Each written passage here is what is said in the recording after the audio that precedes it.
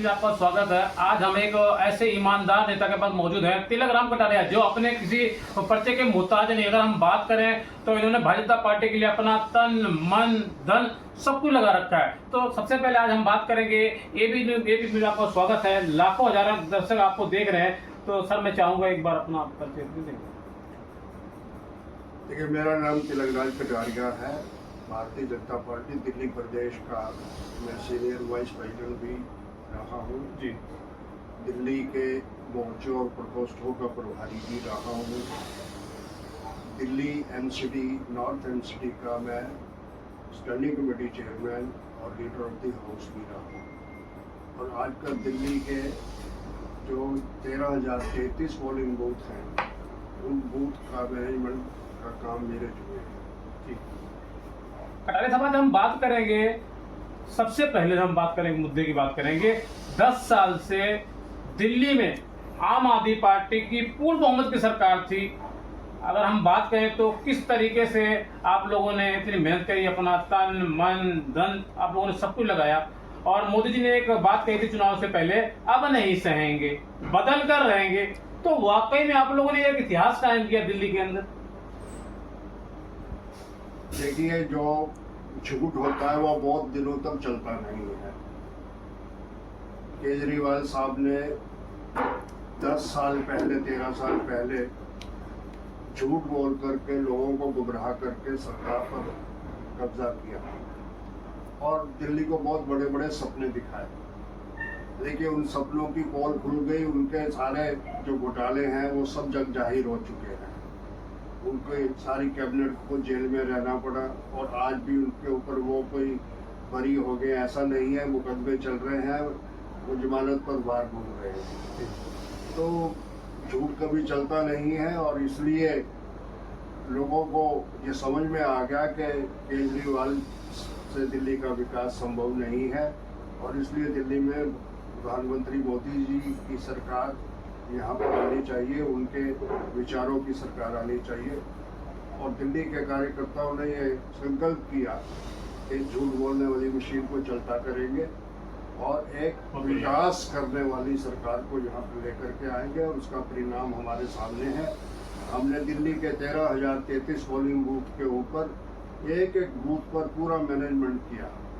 लगभग 3,65,000 कार्यकर्ताओं की एक्सक्लूसिव फोर्स तैयार की, जो केवल उस बूथ को मैनेज करने के लिए, उस बूथ पर रहने वाले लोगों को अवेयर करने के लिए काम कर रही थी। उसी का मेहनत का परिणाम है कि आज दिल्ली के अंदर जो है शासन में परिवर्तन है। कटारिया साहब, आज हम बात करेंगे दिल्ली की। दिल्ली में लगातार हम बात करें तो दिल्ली के पूर्व मुख्यमंत्री श्री अरविंद केजरीवाल जी लगातार ये कहते थे अपने हर मन से कि अगर हमारा कोई विधायक दागदार हो जाएगा, हमारा कोई निगम पार्षद दागदार हो जाएगा तो हम उसे पार्टी से बाहर निकाल देंगे। लेकिन आज मैं बात करूंगा, आम आदमी पार्टी के मुखिया श्री अरविंद केजरीवाल जी खुद दागदार थे, 6 महीने अंदर जेल के अंदर रह के आए। अगर मैं बात को सत्येंद्र जैन जी को जेल के अंदर रह के आए, मैं बात को मनीष सिसोदिया जी को जेल के अंदर रह के आए, अगर मैं बात करूं तो संजय सिंह जी वो जेल के अंदर रह के आए। लेकिन आम आदमी पार्टी के मुखिया श्री अरविंद केजरीवाल जी ने किसी को पार्टी से बाहर नहीं निकाला। क्या दिल्ली की जनता के साथ धोखा नहीं किया? देखिए, ये केजरीवाल साहब से आपको पूछना चाहिए था सवाल जी कि आपने जो बड़े बड़े सपने दिखाए थे, बड़े बड़े लुभावने नारे दिए थे, आप नई राजनीति लेकर के आने के लिए क्या अपनी बात कह रहे थे। आपने कहा हम ना कोई कार लेंगे ना बंगला लेंगे, सब कुछ दिया।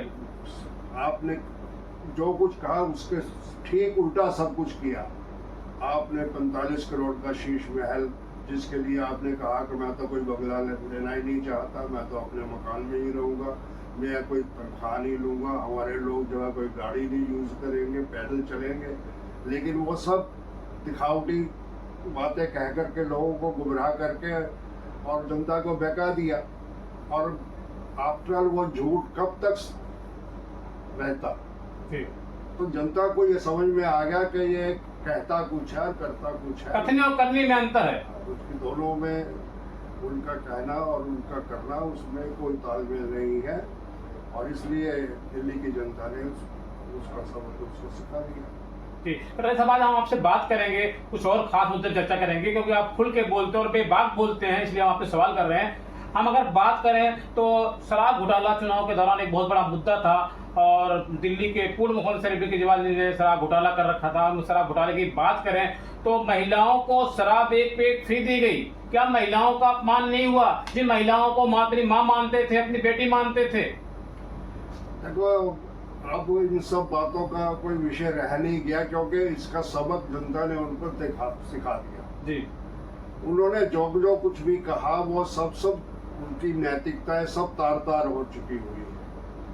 आज जो है उनके द्वारा बोले हुए वाक्य ही अपने आप में एविडेंस है। एक क्षण कुछ बोल रहे हैं, दूसरे क्षण उसी को कंट्राडिक्ट कर देते हैं। और इसलिए आज वास्तविक रूप से उनको शर्म आनी चाहिए थी जनता के बीच में जाने के लिए, लेकिन उसके बावजूद भी उन्होंने चुनाव लड़ने की हिम्मत दिखाई। मैं समझता हूं कि अब उनको देख करके लोग जो हैं ये सोचने लगे हैं कि कोई गिरगिट को हमने सोचा था रंग बदलते हुए, लेकिन यहाँ पर चल रही है। अन्ना आंदोलन से लेकर आम आदमी पार्टी आई थी। आम आदमी पार्टी के एकदम गरीबों के लिए काम करेंगे, गरीब महिलाओं के लिए काम करेंगे, दिल्ली को लंदन बना देंगे, पेरिस बना देंगे। लेकिन अगर मैं बात करूं, अब मैंने अपने चैनल के माध्यम से सर्वे किया तो पूरे दिल्ली के अंदर इनके सारे विधायक भ्रष्ट हैं, किसी विधायक ने काम नहीं किया। अगर नागलोई विधानसभा की बात करूं, मुंडका की बात करूं, किराड़ी की बात करूं तो आज भी जो है पानी भरा हुआ, 2 बूंद बारिश हो जाती है। देखिए, ऐसा है कि मैं पहले ही आपको कह चुका हूँ कि उन्होंने जो कुछ भी कहा, मैं दिल्ली को लंदन बनाऊंगा, पेरिस बनाऊंगा। लंदन और पेरिस की पोल तो उनकी उसी समय खुल गई थी जब उसी समय सारे दिल्ली के अंदर जो है लोग तैरते हुए दिखाई दे रहे थे। जी, कटारिया साहब, मैं आज बात करूंगा। मेरा आपसे पहला और आखिरी सवाल, देश के प्रधानमंत्री नरेंद्र मोदी जी को दिल्ली के पूर्व मुख्यमंत्री से अरविंद केजरीवाल ने जो चैलेंज किया कि आपको 7 जन्म देना पड़ेगा दिल्ली का चुनाव लड़ने के लिए, जीतने के लिए, तो क्या एक निंदनीय सवाल नहीं है एक देश के प्रधानमंत्री को ऐसा सवाल करना चाहिए? घमंड तो रामर का भी नहीं चला। देखिए, केजरीवाल साहब जो है सत्ता के मद के अंदर इतने घमंड में आ चुके थे जी कि उनको ये लगता था कि मेरे कुल 7 जन्मों तक सत्ता में मैं ही बैठा रहूंगा यहाँ पर। लेकिन इतिहास गवाह है कि रावण का घमंड नहीं चला, बहुत बढ़िया, कंस का घमंड नहीं चला। इतिहास के अंदर कितने उदाहरण हैं जिन्होंने घमंड प्रकट किया और उनका आज कोई नाम लेने वाला भी बचा हुआ नहीं दिखाई देता। और इतनी ही बात नहीं, उनके नसीब के अंदर काली शाही भी नसीब नहीं हुई उनको कोई आज जानता पहचानता नहीं है।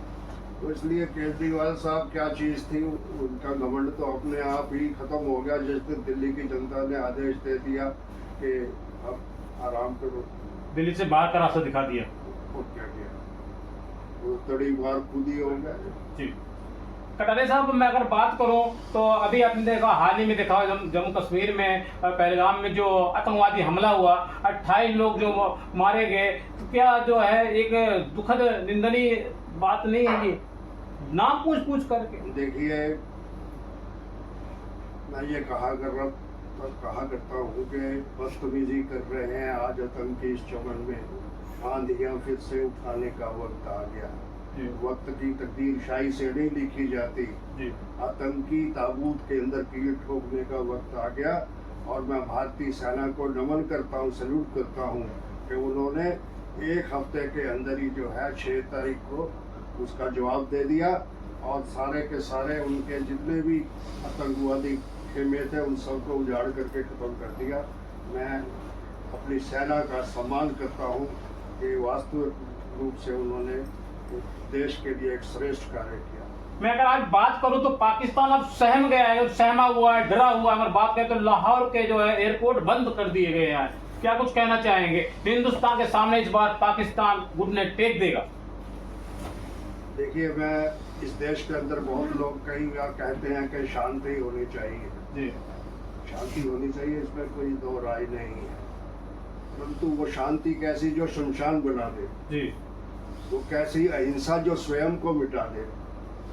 तो क्या इन आतंकियों के अन्याय सह करके भारत अपनी गर्दन झुका दे? नहीं, बिल्कुल नहीं।